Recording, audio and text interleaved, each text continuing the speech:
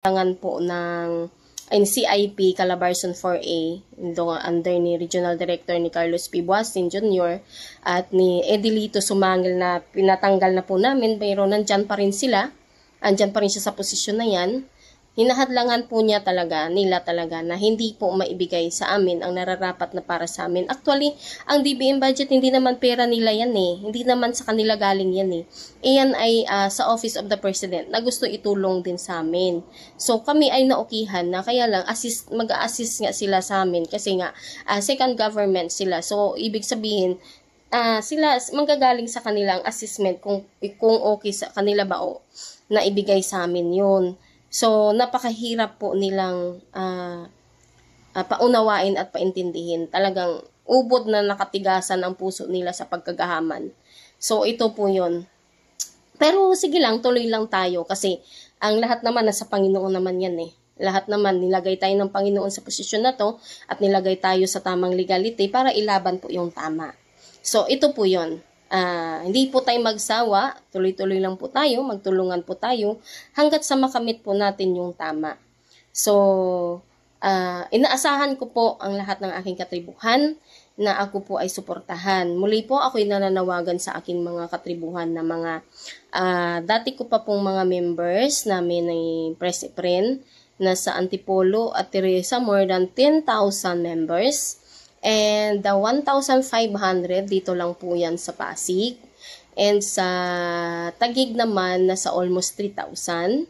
At sa Commonwealth medyo mabababa sa Commonwealth eh, nasa 800 lang. So ako po ay mangangatok ulit sa kanila para suportahan po ang ating katribuhan kasi para po ito sa lahat, hindi naman po ito sa akin eh. Itong project na ito para po ito sa lahat. So, pagtulungan po natin. So, pagkaya ko naman, hindi naman ako humihingi ng tulong sa inyo lahat. Ako ay kinakaya ko naman. Kasi alam ko naman na hirap din ang bawat isa, lalo pat daanan sila ng demolition. Nasira ang mga bahay, nahinto sa trabaho. Lahat na lang ng paghihirap ay nasa inyo. Naintindihan at naunawaan ko naman po yon. Pero kailangan ko din po ang tulong ninyo. Suporta po sa akin.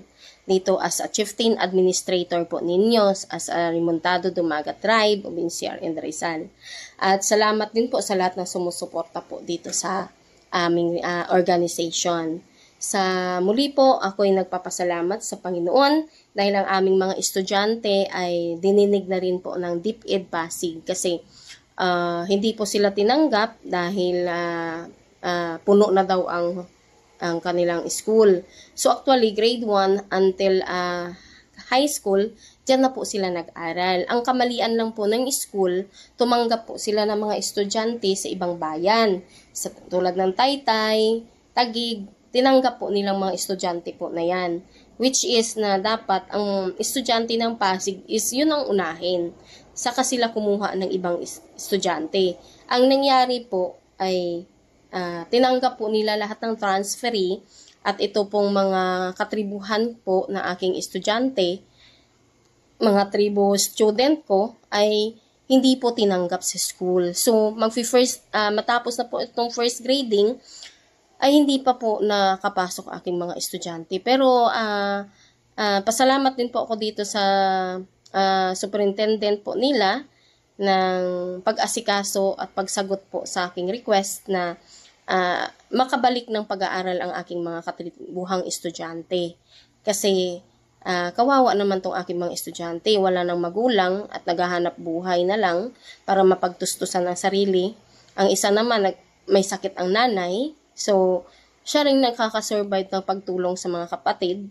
So, lahat po ay mahirap din pong buhay ng mga estudyante po ng tribe.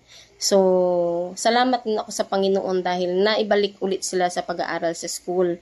Siguro within next week or nitong pasukan ulit nitong linggo ay makapasok na sila. So, i-mention ko na lang po sa next vlog ko pag hawak ko na po yung papel ng endorsement at nakapasok na po sila. So, pupuntahan ko para mapagpicturan sila sa school na nakapasok na po sila to evidence po na nakapasok na po sila sa school. Kaya salamat po ko sa Panginoon dahil nandito po ako nilagay ako bilang chieftain administrator sa kagaya po ng mga estudyante na ito na talagang gustong makapagtapos ng pag-aaral. Gagawin ang lahat kahit na hirap ay gusto pa rin makapagtapos. So, ginabayan po ko ng Panginoon para matulungan ko po ang aking mga estudyante ng tribe. So, thank you Lord Jesus sa lahat po ng mga knowledge and understanding at lakas po at good health sa amin dito sa tribe, Remontado Dumagat tribe at saka sa aking presidente sa company at sa lahat pong bumubuo at tumutulong po sa Tribo Remontado Dumagat tribe ng organization ng NCR in Rizal. Salamat po and God bless po sa lahat!